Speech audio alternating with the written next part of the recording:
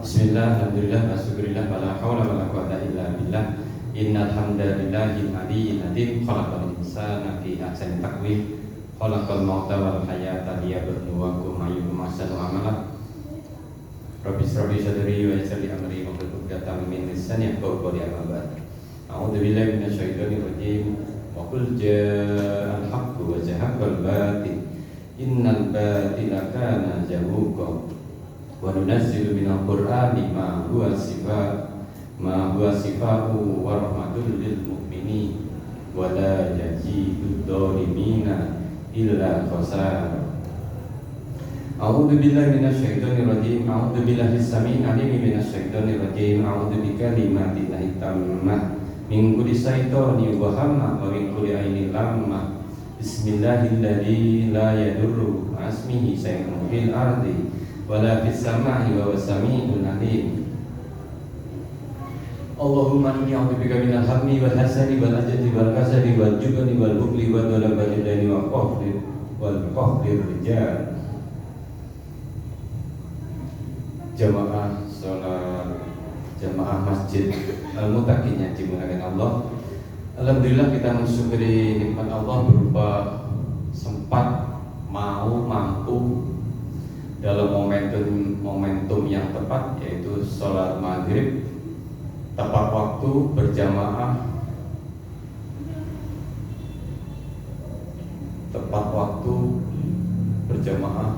di masjid. Ini syaratnya ada 3, tepat waktu berjamaah di dalam masjid. Ini yang harus kita istiqomai, tidak hanya untuk diri kita sendiri tapi juga keluarga kita, anak-anak kita. Kadang di level mahasiswa aja sudah, kamu udah kelihatan sholat, sudah kok di kos-kosan bukan masjid, belum tentu juga berjamaah dan belum tentu juga tepat waktu. Ini tipuan setan, tipuan iblis, disebut dengan talbis iblis. Bahasanya itu halus sekali karena ada di dalam tubuh kita. Iblis itu dia membuat penjelasan yang sangat rasional. Misalnya begini, saya pernah ada tamu sholat isya, datang sholat isya, kemudian saya ajak, ayo sholat. Enggak pak, monggo. Loh, ayo sholat. Enggak monggo. Jangan duluan. Loh ini loh sudah ada. Saya nanti aja pak, sekalian sholat tahajud. Keren, sekalian sholat tahajud. Tapi ini tipuan setan. Jadi iya nek pas bangun, nek tidak bangun mau pakai hukum ketiduran, lupa, nggak ada dosa. Ini disebut talbis iblis. Kenapa saya menyinggung iblis, setan, jin setan? Karena hari ini tanggal 27 Syawal, hari Senin, Selasa 28, Rabu 29, Kamis 30, terus malam 1 Syuro. Di sini terjadi perbatasan atau bagi saudara kita menganggap bahwa 1 Syuro adalah waktunya untuk memandikan pegangan lebih luas, bisa pinset, bisa cutter, tadi disebut keris. 1 Syuro, sampai ada film namanya Malam 1 Syuro. Intinya ini macam hari rayanya kejawen. Apakah yang dimaksud dengan kejawen itu?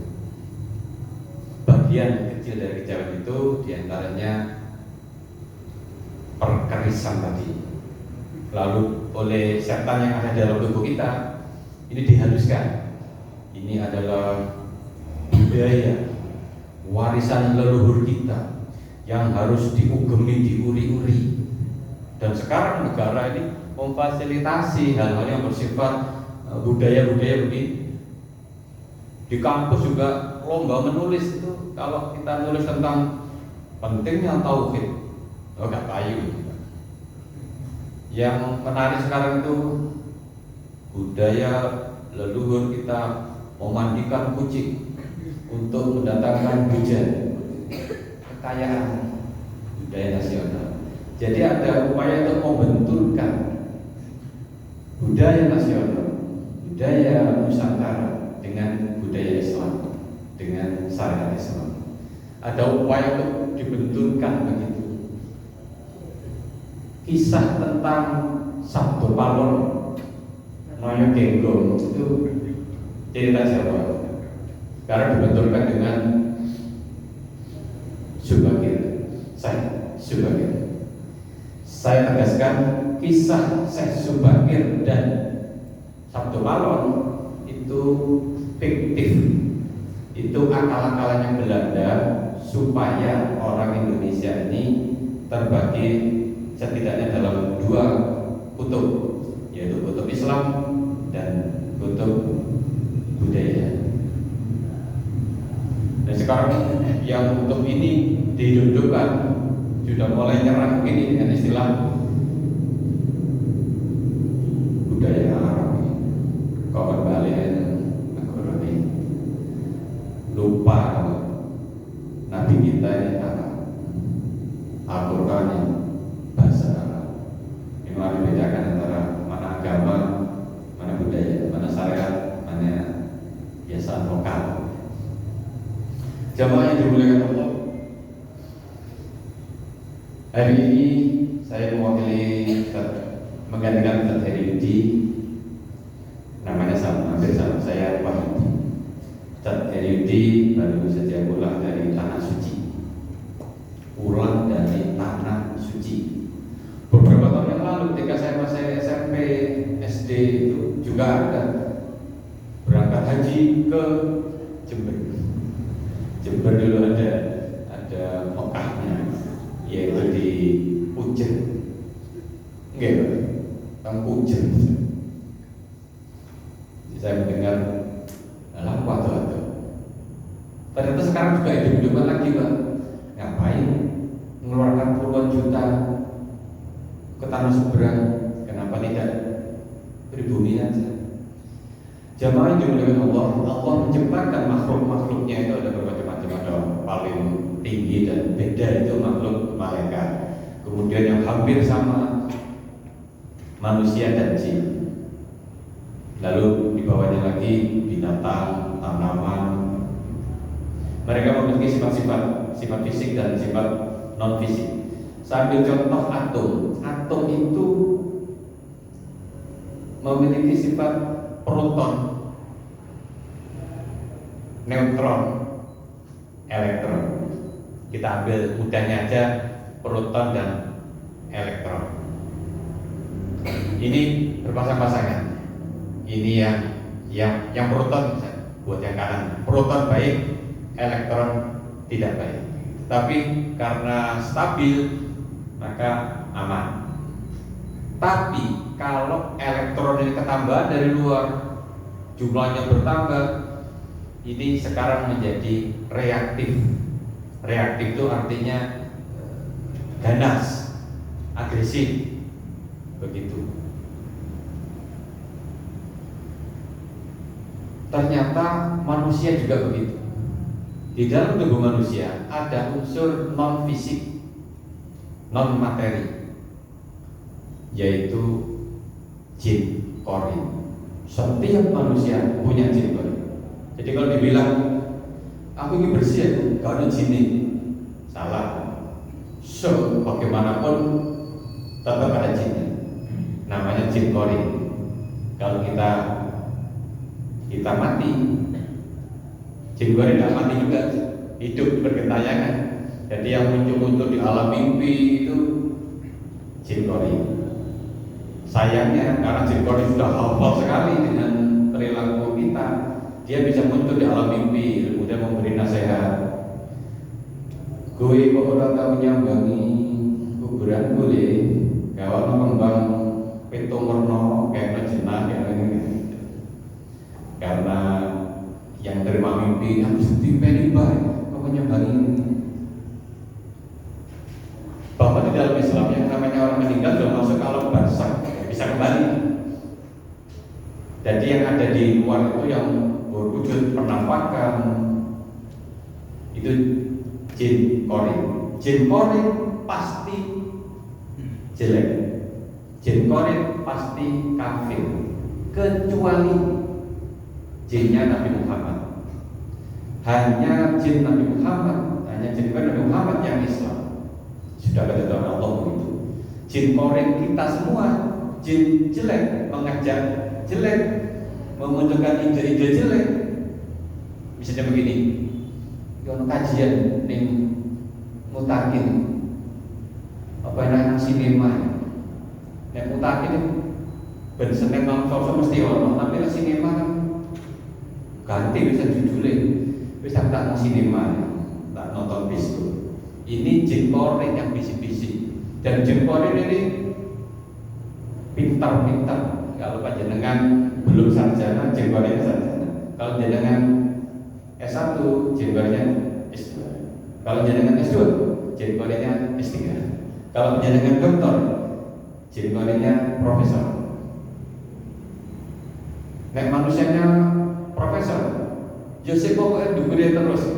Karena itu, naudzubillah, beberapa waktu yang lalu ada orang yang naudzubillah Kapolres mencabuli anak-anak sudut pedofili.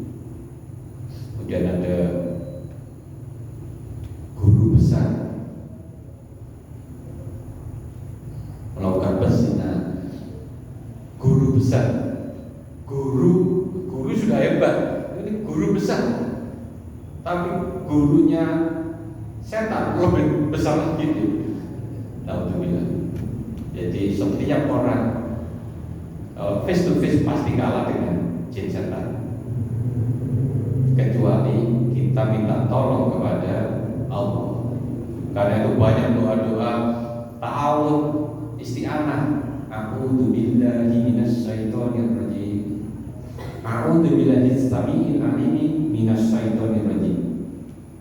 Min hamzihi wa nafthihi wa nafsihi. Doa-doa banyak. Selevel Nabi Muhammad pun ketika Isra Mi'raj diajak buruk sama dan malaikat Jibril. Dilihat di spion. Ono sing ngetutno iki. Katanya Jibril. Katanya Nabi Muhammad. Siapa itu Jibril? Belum tahu ya. Ya itu jenenge Ifrit. Makin lama makin dekat bahaya, bawa api lagi.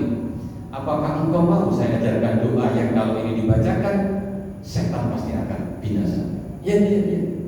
Terus diajar. Jadi pada saat Nabi Isra Mi'raj ada doa perlindungan, doa yang sangat bagus yang kalau dibacakan setan bisa binasa saat itu.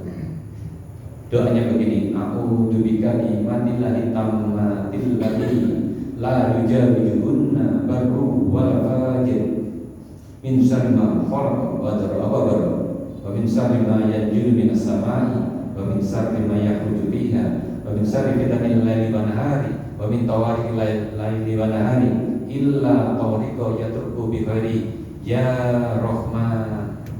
Nanti dicari di Google. Tenggerannya yang belakang itu ya Rahman. Doa khusus yang diajari cuma Nabi Muhammad oleh malaikat Jibril. Dan ini bisa kita amalkan. Jadi kita orang Islam itu senjatanya ya doa, bacaan-bacaan Al-Quran itu. Tidak perlu kita bawa pegangan buat kalung. Waktu saya masih kecil itu kalau Nyi Roro Kidul lagi marah, anak kecil ini dikasih kalung. Isinya tuh kunci, lombok, bawang putih, rambang, buat kalung. Kembali ke malam 1 Syuro.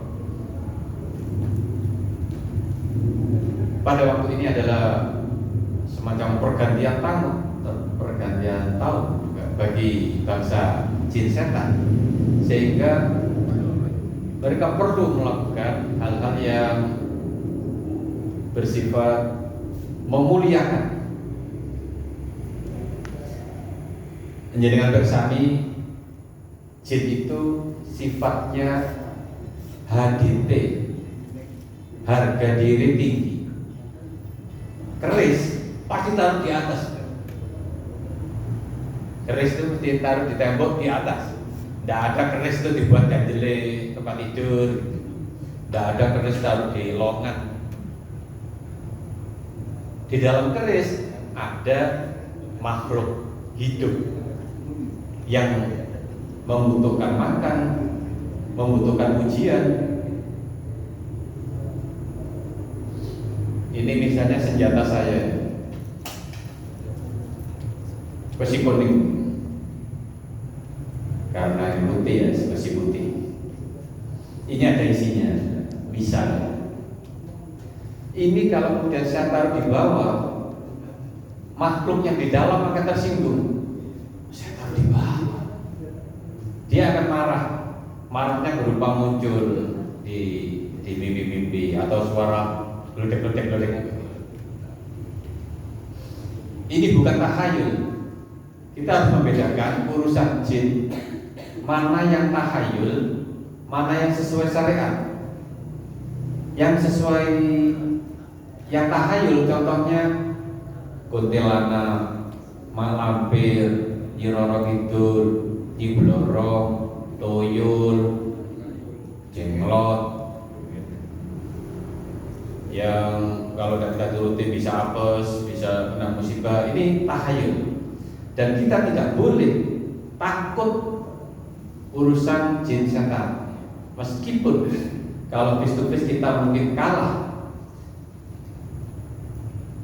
Sedangkan jin sesuai syariat ini harus diyakini, karena sebagian rukun iman itu kan mempercayai yang goib. Jin ini goib level bawah. Jadi goib itu bertingkat-tingkat. Jin paling bawah, kemudian malaikat, Allah gitu. Jin itu tidak bisa melihat malaikat. Karena itu ketika Nabi Sulaiman meninggal, jin nggak tahu kenapa Nabi Sulaiman kok tidak bilang aja kalau dia mau meninggal. Karena tahu Nabi Sulaiman ini kalau saya meninggal, para jin ini akan melakukan balas dendam, pemberontakan.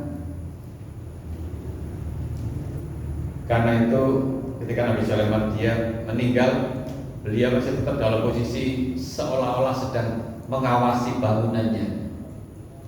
Dan selama masa itu jin-jin ini menjadi budak bangsa manusia. Mereka mengerjakan apa saja.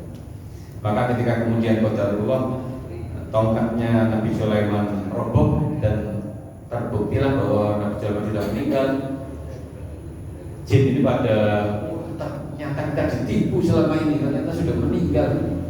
Saat itulah kemudian jin setan ini melakukan pemberontakan, perlawanan, balas dendam. Ini yang ingin saya sampaikan. Jadi begini, Nabi Sulaiman atas kuasa Allah bisa memperbudak bangsa jin. Jin ini makhluk HDT, harga diri tinggi. Sebetulnya tidak sudi disuruh-suruh oleh Nabi Sulaiman, tapi karena kesaktian, karena izin dari Allah, jin mau. Tetapi ketika Nabi Sulaiman meninggal, jin setan melakukan pemberontakan dan melakukan perlawanan balasan, lalu mendolimi bangsa manusia. Ini contoh satu. Sekarang kita kembalikan ke zaman kekinian. Ada orang sakti bisa menundukkan jin, disuruh mencuri uang, namanya jin toyol. Disuruh apa? Disuruh menjaga kekebalan, namanya jin ilmu kanuragan. Disuruh bisa menebak angka, kira-kira kira ya jin SDSB, macam-macam jin kreatif. Bahkan ada jin kedokteran. Saya obatnya bisa tahu. Mau saya punya mbah yang bisa mengobati orang, saya pikir tahu dari mana mbah ini tahu. Itu ada orang datang ke rumahnya terus tuliskan resep. Misalnya begini, ini contoh. Saya kata bawa liver, godongi sopun, ditambah gula batu, ditambah bungi premoni. Gitu kan berdasarkan penelitian di mana seluruh dunia tidak ada. Ini kok jin, berarti ada jin kedokteran, jin farmasi. Ada penelitiannya mungkin dia punya jurnal Scopus tentu. Ada jin kekayaan, jin properti ini yang bisa mendatangkan kekayaan itu. Bahasanya pesugihan, penglaris. Jinnya nurut karena terikat perjanjian. Kan kudu nurut ya. Kan kudu jaga anak turunku ya. Nah, ketika si Mbah ini, taruhlah Mbah Fulan. Ketika Mbah Fulan meninggal, jinnya si melihat, si setengah hormat ambil anak Mbah, yaitu bapak kita, Pak D kita, Pak L kita itu si rada hormat. Soalnya si anak baik dia si wibawa. Tapi terhadap anaknya lagi atau cucunya Mbah jatuh ke saya misalnya di generasi ketiga, jinnya sudah mulai berulah. Nek baik aku hormat, cari jin. Nek baik aku hormat soalnya wonge ahli tirokat, ahli riyadhah. Lala putune tegak, putune TikTokan, Facebookan, WA. Aku lelapa menurut dia, begundal ini. Maka mulailah berulah jin setan ini. Ada yang kemudian mukim di kepalanya, sehingga pikirannya ini pikiran yang banyak khayalan. Senangannya tontonan pornografi. Pikirannya ingin kesaktian, ingin bisa terbang, berjalan di atas air. Angan-angannya yang panjang. Ada yang di otak tengah, ini dibuat emosinya, pemarah. Kalau ada orang pemarah itu pasti konconin jin. Sampai ada hadis la maghdub wala kajen. Kenapa orang pemarah tidak bisa masuk surga? Ya karena nek masuk surga, di surga diseneni kabeh kok. Gak kerasan. Karena pemarah sifat setan. Karena itu Nabi Muhammad SAW memberikan resep. Kalau kamu marah, kalau kamu sedang berdiri, duduk. Kalau sedang duduk, ya, rebahan. Kalau sedang ambillah air, berwudu. Karena marah itu sifat jin. Jin setan. Jin setan terbuat dari api panas. Kalau diredamkan dengan wudu, slem, begitu. Kembali ke tadi, ada jin yang menaruh dendam di otak bagian belakang. Ini kalau dibacakan ayat Al-Quran biasanya terus kepalanya tidak enak, terus kudu muntah. Padahal kalau kita yang sehat mendengar ayat Al-Quran kan nyaman sekali. Kayak tadi rakaat 1, rakaat 2 rasanya enak, tahu-tahu Allahu Akbar, kok gak diteruskan enak. Tapi bagi orang yang di dalam tubuhnya ada jinnya, kudu muntah, ngeluh, dan alasan yang lain. Ada yang logis juga, suwe, padahal sembahyang yang terakhir. Bagi orang yang senang, terawih yang panjang-panjang bacaannya itu setengah juz sipit. Tapi bagi orang yang tidak suka, posisi suwe-suwe cepet aja. Jadi ciri-ciri orang ada gangguan jinnya bisa dideteksi dari sholatnya. Dengar adzan malas, adzan aneh. Bahkan wudhu saja itu sudah mulai bermasalah. Mau wudhu itu kudu ngentut, habis wudhu kudu ngentut mana? Ngentut ngentut, wudhu kudu ngentut mana? Kemarin saya punya pasien, saya itu Pak, kalau butuh 30 menit, dulu selak buyar Mas, ya itu Pak. Ya apa butuh 30 menit? Balik di mana? Balik di mana tuh? Dan saya pernah dimarahi orang Pak di kereta. Kenapa Mas? Saya kan ke kamar mandi, ke toilet, ke bordes. Terus saya di sana, terus saya wudhu, merasa kesenggol dindingnya, najis, wudhu lagi, merasa kesenggol pintunya, wudhu lagi, sampai 1 jam. Jadi sampai petugasnya datang terus saya dirorong, karena sudah 1 jam saya tidak keluar. Ini yang kalau di kedokteran namanya kompulsif impulsif, diulang-ulang. Mereka yang sholat diulang-ulang. Contohnya ngeten. Allah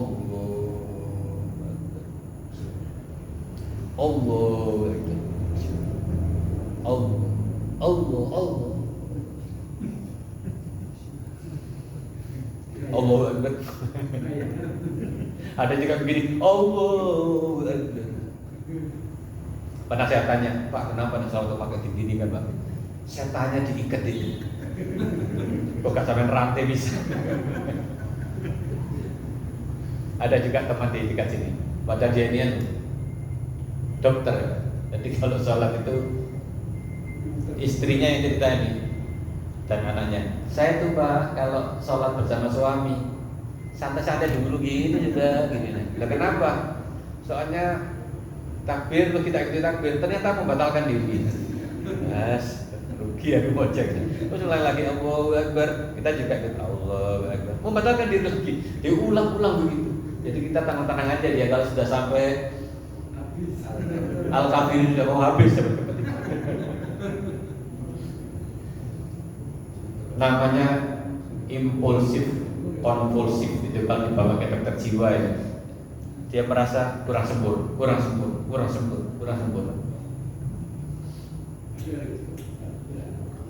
Saya pernah membaca ini bapak kebenarannya terjadi di Lawang, Malang. Jadi ada seorang pengangguran. Suatu ketika di bulan Safar, ponakannya kecil-kecil 3 orang mendatangi kamarnya ini. Kira-kira nyeluk gini ya, Pak Le, diteri jenang Safar. Jadi dia bilang gini, ini Pak Le, jenang Safar. Begitu mendengar kata Safar, tiba-tiba dia wajahnya merah, dia marah. Kemudian dia mengambil sesuatu di lemari yang ternyata ujungnya tombak. Anak kecil yang masih balita dikejar, yang paling kecil kena langsung ditusuk, ya mati macet. Kemudian ini didiskusikan, kok iso ini apa? Karena mestinya di bulan Suro ini dimandikan, dijamasi gitu. Bulan Suro ini besok ini Jumat ini mestinya didusi, dikai mangan, dikai kelambi, ganti apa lah, dikai pelatih. Lah ini enggak, ditunda sampai masuk bulan Safar. Jadi ketika ngomong jenang Safar, jin setannya kaget dong, sampai Safar aku ini gak dirawat. Langsung marah, sifat apinya yang keluar. Anak kecil itu naudzubillah. Dan kita ini juga ada sifat-sifat setan. Maka pandai-pandailah kita mereda, mengelola, mengontrol sifat setan kita, jin korin kita ini. Tanpa jin luar aja, tanpa jin bon-bonan, jin korin kita ini sudah cerdas dan bisa mengelabui kita.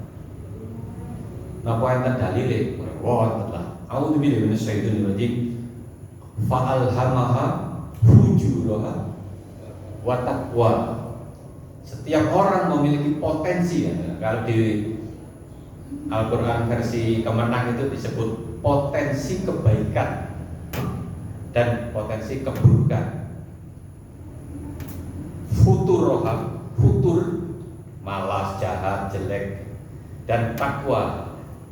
Kita yang ada di masjid ini, insya Allah kita mengebiri sifat setannya, tidak dituruti nafsunya, dan kita terbimbing sebagai orang-orang yang terbimbing, ikut sholat, ikut kajian, berjamaah, ikut berbanyak bersedekah. Ini di jalur takwa. Kalau kita sudah ada di jalur takwa, on the track, kita hanya tugasnya mempertahankan di jalan yang lurus. Tetap ini terus, based on Holy Quran and Hadis, begitu. Karena itu ada yang memaknai syuratul mustaqim, itu artinya pertahankan jalan lurus ini, Al-Quran Hadis, begitu. Kalau yang ini kan jalan bervariasi, enggak menggo, kadang nang masjid, kadang karaokean, kadang banyak variasinya, futur.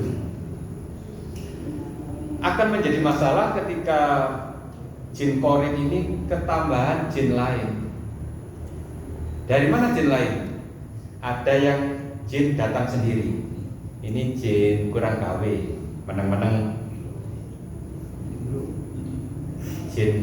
Jinnya jinak, tapi tetap jin. Contohnya, begitu maghrib matahari angsluk, namanya surup. Jin ini kira-kira ya, mau bisa dilihat. Ada yang berbentuk kupu-kupu, ada yang berbentuk tawon, ada yang berbentuk burung. Barisan pertama, barisan kedua ada tikus, ada yang seperti kucing, ada yang seperti garangan, berikutnya lagi ada yang seperti anjing, macan, gitu. Ada belakang lagi kayak singo. Gitu. Ada jin yang takut masuk tubuh manusia, singitan. Karena itu kalau maghrib sunnahnya tutup jendela, tutup pintu, tutup makanan, tutup minuman sampai isya. Isya boleh buka lagi.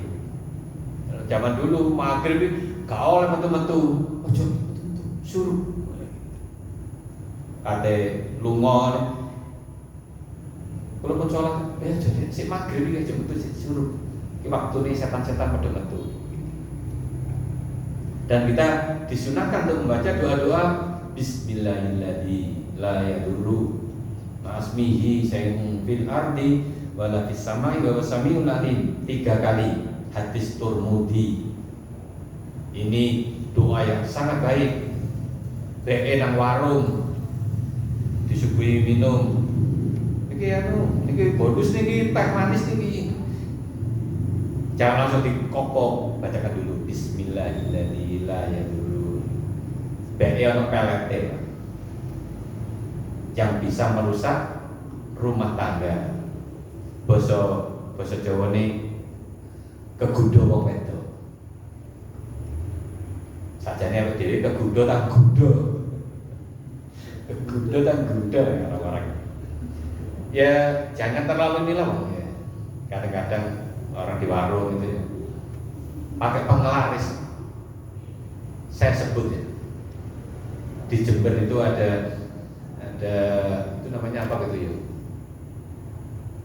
jualan mie tapi laris sekali, sampai larisnya sampai mengular yang ada. Dulu di Sumatera, sekarang pindah di tempatnya Tasir. Tidak wajar sih. Meskipun saya sebut ya sudah tahu semua, ya, kesuwur. Dan ini di kota-kota lain banyak ceritanya sama, dan mereka kata pelanggannya yang indigo itu balas ke kiri ya. Mereka sering melihat ada pocong, ada penampakan. Ya, sangat mungkin. Saya tidak bisa membuktikan. Sangat mungkin karena larisnya itu berbasis penglaris. Syaratnya bisnis itu kan posisi, tempat, manajemen, jualannya, sing dodol kudu ayu. Masih kurang satu, penglaris. Tapi kalau kita menggunakan penglaris, kalau tidak segera bertaubat, ini bisa masuk neraka. Gara-gara pengen urip neraka. Dan bapak-bapak, ibu, orang yang pakai penglaris, naudzubillah, biasanya di antara keturunannya itu ada yang tidak sempurna. Ya tidak tahu bagaimana ya. Kira-kira penglaris itu mahal sehingga jin ini minta upahnya kesuwen entah ini besok. Jalur saya kira dibuat anaknya tidak sempurna. Kembali ke jin tadi. Jadi fa'alhamaha fujuraha wa taqwaha. Ada jin ilmu kanuragan diiseni. Ini Pak, olahraga fisik Pak. Tapi kok bawa PT ireng mulus? Iya Pak, kenaikan kelas. Oh berarti tidak beres sampai ngosok boleh PT ireng mulus. PT ini kan PT engkung, PT ayam geprek, ayam nelongsor, begitu. Dari kok PT ireng mulus, PT mulus nggak baca ini udah beres. Panjenengan bersani, orang yang menggunakan ilmu kanuragan pasti senang tawuran. Mesti ingin tawuran, bukan karena dia ingin nyoba ilmu, tetapi yang di dalam ini kapan aku dimainin cari. Ketika Persebaya dulu main di sini, di Jember, nanti jadi tawuran, ketemu wes, ya, sing seneng tawuran, padahal bonek sangat ditakuti di Surabaya, di Jember dihajar, hebat Jember ini. Ada ilmu kanuragan begitu. Dan kemudian ada jin yang ikut leluhur awalnya ya. Misalnya mbah saya itu misalnya Sawu Galing. Sawu Galingnya sakti. Tapi ketika Mbah Sawu Galing meninggal, sempat berpesan kepada jinnya ini, jin, coba anak turun gue, petong turunan. Saya keturunan yang ke-6. Saya senang tawuran, misalnya. Nah, permasalahannya kan masih kurang satu keturunan lagi. Maka jin ini ngelihat anak saya. Pira anak Pak Wiwi telu. Sing siji sregep sembayangi. Sing loro seneng poso. Sing nomor 3 sing ngendi tak budhe. Nek sing anak sing kira-kira gak pati seneng sembayang, ambek jin dijatuh. Iki wis berbakat tidak bisa iki. Tapi sing rajin ngaji itu yang akan digodai. Atau pertimbangan lain yang tahu jin ini, petone cocok atau apanya gitu cocok. Iki anu iki trai baik. Sehingga anak ini oleh jin dikader, dikawal, diberi support. Sejak itu anak kecil ini yang berbakat ini disebut indigo. Indigo adalah anak manusia kader jin. Kalau dibiarkan dia akan jadi dukun, paranormal, cenaya, dan lain-lain. Kalau orang tuanya tidak paham, dikira sakti anakku ini berbakat deh. Diwari tembok gede iso. Mimpinya jadi kenyataan. Sering mengalami dejavu.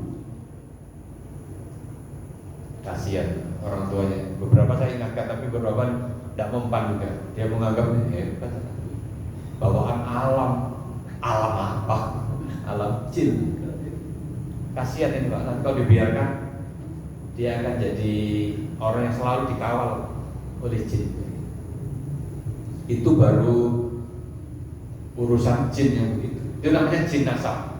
Jin nasab atau jin keturunan atau bahasa Inggrisnya jin legasi, yaitu jin yang leluhurnya memiliki ikatan perjanjian dengan bangsa jin.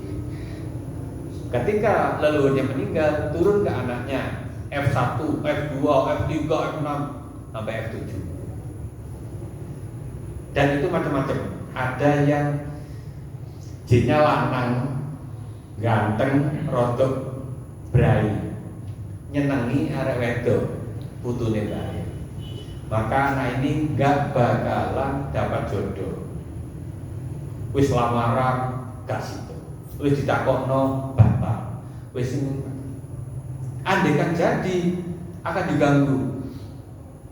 Gak iso meteng. Atau keguguran. bahkan ada yang kandungannya hilang.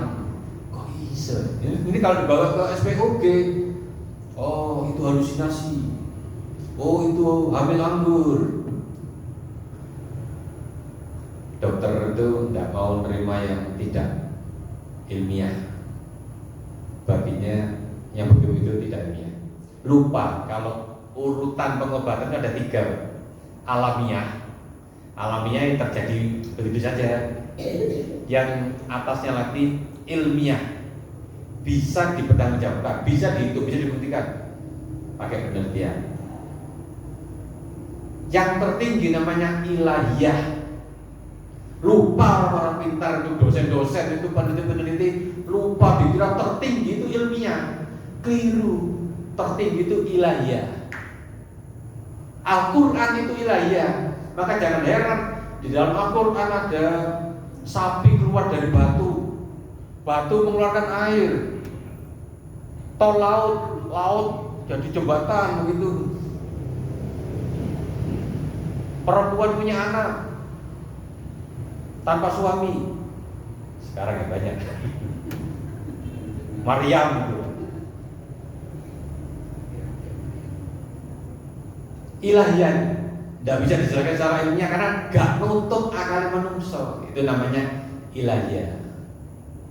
Teman-teman saya dosen, saya bilang begini, ini madu, obat segala obat. Lalu takut begini, ono jurnalnya Pak, oh, dasmu, kayak Prabowo ya, dasmu. Jurnal ya Al-Quranul Karim. Dan mestinya tidak perlu dipertanyakan begitu. Ada di surat An-Nahl ayat 69. Dijadikan madu itu untuk obat kanggoning manungsa. Fihi sifaul linnas. Obat kanggoning manungsa. Kata-kata yang digunakan ini fihi, di dalamnya sifa. Sifa itu obat yang tidak sekedar fisik, tapi juga nafsiyah dan ruhiyah. Jadi penyakit itu ada 2, penyakit ringan, penyakit fisik, penyakit ilmu katon itu namanya daun. Kamu kena daun apa? Panu, kandas, kurang gitu. Daun itu. Obatnya namanya dawaun. Kalpana, laos, kayak lemogas itu obat fisik.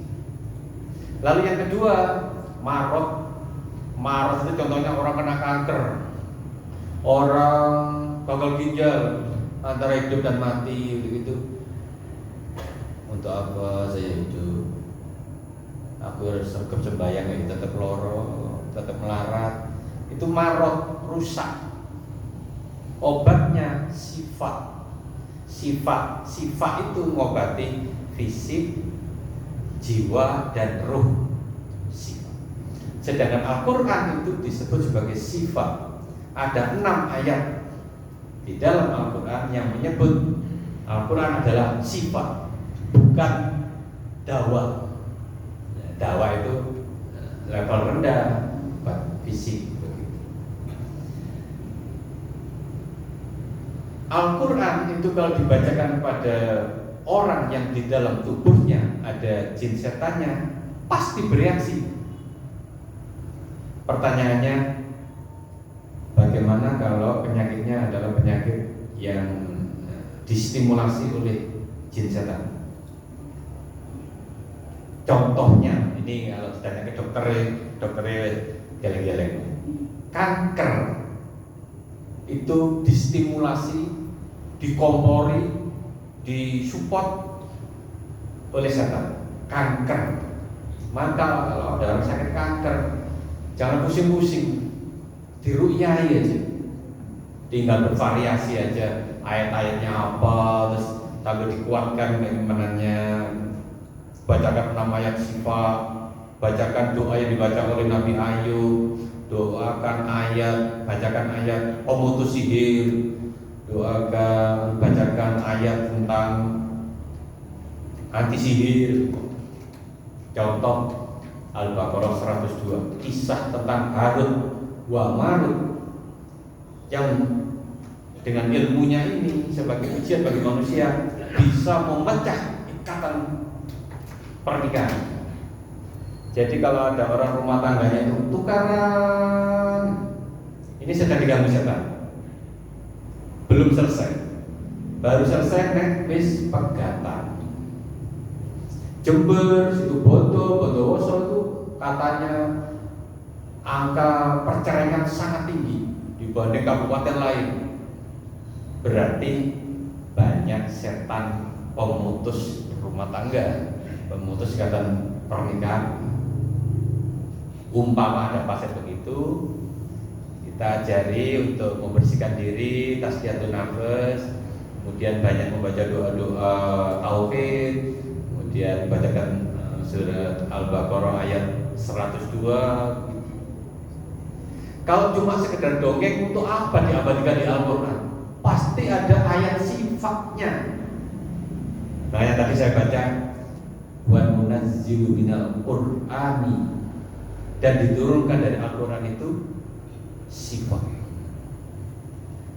Dikira sifat itu terus di sini apotek, asifat, dextrometorfan, bodrek, obat merah. Itu obat-obat daun nanti itu. Al-Quran sifat. Dan alhamdulillah 1 jam penuh kita sudah tolak tadabbur ayat-ayat Allah yang berhubungan dengan kesehatan kita. Kalau cuma kesehatan warang meriang nyong-ronyong gampang ya. Tetapi kalau sakit ini yang kemudian menyebabkan kita kufur nikmat, marah kepada Allah sesuai dengan harapannya jin setan, ini bahaya. Saya begini, percuma aku betina sholat, tetap loro, tetap melarang. Ini gak usah rajin-rajin. Ini tujuannya jin setan begitu. Semoga Allah memudahkan kita, menguatkan iman kita, dijauhkan dari gangguan jin setan, baik yang dari luar maupun yang sudah ada di dalam tubuh kita. Nasrul minallah wa barakatuh. Assalamualaikum warahmatullahi wabarakatuh.